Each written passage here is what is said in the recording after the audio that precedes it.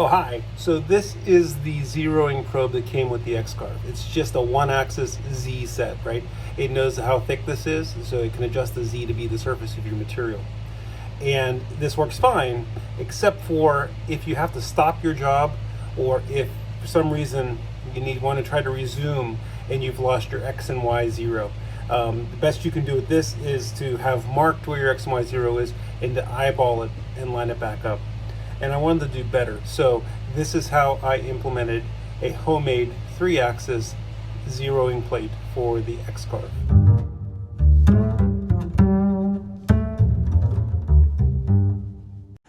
This is Easel. It's a web-based software from Inventables that controls the X-Carve. And it doesn't have anything for 3-axis zeroing baked into it. It only can do the 1-axis probe. You can load custom G-code to do the probing, but I never bothered with it. At the time, I didn't understand it and didn't want to mess around with it.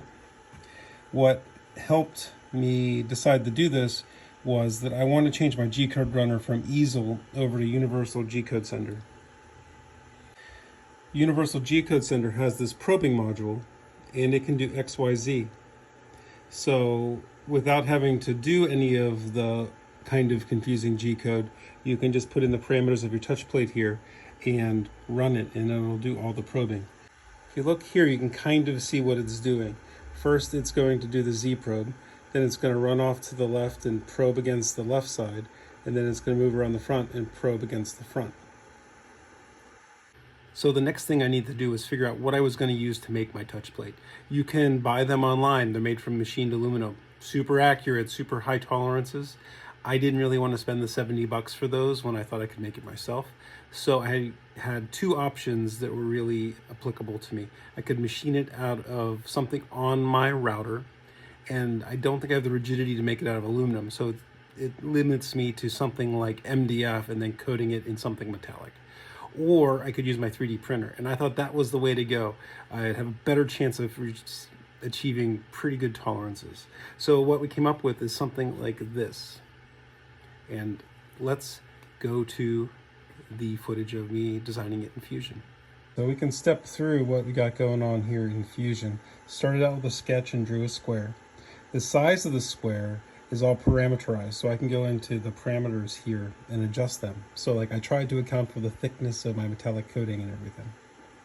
And then I drew another sketch and cut that away. So now we have mostly my shape. And then the last step, which is on the other back corner that we can't see right now, is to put in a threaded hole for the wire to attach to. So that's an M5 rendered threaded hole. So printed this up on a 3D printer and arrived with this. Next was how to make the thing conductive. That's how the touch probe works. It completes a circuit. Whenever the cutting tool touches something metallic and that metallic has the clamp on it, closes a circuit, and the machine knows that it's making continuity, which means it's touched the touch plate. So what I decided to go with was this aluminum tape that I had a couple rolls of it. I used to seal up all the ducts in the basement and had this much left. So it seemed to work out really well. So this is the first iteration of the touch plate. I accounted for like the 3,000s here, in here, and then here where it's doubled up, I accounted for this thickness to be what I wanted minus 6,000s. When measuring it, it's kind of hard to measure all the way into here. The calipers aren't long enough. But if we take the calipers just a touch over a ½ an inch here, it's probably backwards for you. Sorry about that. I'll try to reverse that. With the one layer of tape, we are at 508 thousandths. And then if you check it all around, you can kind of see that you're pretty accurate. So that works out well. The little circular cutout there is just so the corner can house in there nicely and not have any kind of extra, not cause the thing to mess up. So now when we do the probe, this goes on the origin corner, and the probe's going to touch down, touch here, touch here. You get all 3 axes. That one worked fine. There was a couple things. When I was messing around with it, you can see that I poked a hole in it with the cutting tool. This was good and bad. Why? The reason I did that was I changed my origin to the front right corner because the piece I had made more sense to use front right. And when I used the XYZ probe and universal G-code sender, I thought that if it knew that the origin was to the right of most of the X moves, that it would readjust, but no, it still moved left the prescribed amount and went down. So if it was here, it went left amount and down and poked a hole. If this was steel or something, it could have damaged my cutting tool, but being 3D printed, mostly hollow, it just poked a hole in it. So that's kind of a plus side for when you're learning how to do this thing.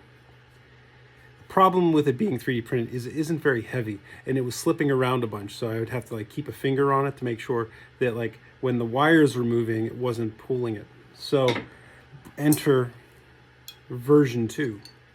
Version 2, I ordered some lead shot, and right before they printed the top cap, I filled all the infill with lead shot. So this thing is significantly heavier. It weighs probably about 12 ounces. So I haven't had any kind of sliding problem with that. The way the wires work is, you'll see here I have an M5 screw with a terminal, and I'm using these wires. They go to the barrel jack that plugs into the X-carve. And the other side of the circuit, instead of using a big battery terminal clip, I'm using a little rare earth magnet. And that's super handy, nice. You just stick it to your spindle and it does the thing. You don't have to like make the clamp click. Here's some video of 3D printing. This is right after I filled it with shot and resumed the print, so you can watch it capping over the shot. Kind of satisfying. I also put tape on the bottom so I can use it upside down to do just Z probing on this as well, as opposed to having to pull out the one that you saw in the preview, that brass plate. In all, I've been really happy with this, and let's watch it in use. All right, so here we are with the new probe and universal G-code sender, and I have this USB number pad set up as my pendant, which is super handy as well. So I'll plug in the barrel jack to the X-carve, and then I just attach the magnet to the spindle like that, and it just clips on. So now I need to jog towards the front corner. I have a little mark on there, and I just have to be within like a 1/4 inch, 3/8 of an inch of the mark, and the code that runs will accommodate that. So I'm there. Unfortunately, I don't have a button on here to start the macro. So I'll go up here and tell it to start probing. And you'll see that it touches Z. Does it twice and gets a fine.